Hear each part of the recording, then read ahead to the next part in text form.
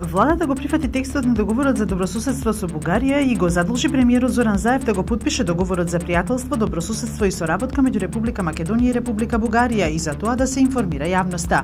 Донесена е одлука и во рок од 7 дена да се подготви анализа за повторно воведување на дневна ефтина тарифа на електрична енергија. Представничкиот дом на Американскиот конгрес со убедливо мнозинство гласови вчера изгласа дополнителни санкции за Русија, Иран и Северна Кореја и покрај противењето на претседателот Доналд Трамп. За да бидат воведени санкциите треба да ги усвои Сенатот пред законот да го потпише Трамп. Русија најави одговор на ваквиот потек, нарекувајќи го непријателски.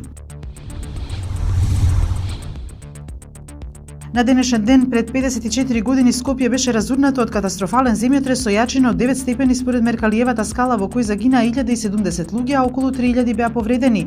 Беа урнати 15.800 стана, оштетени 28.000 домови.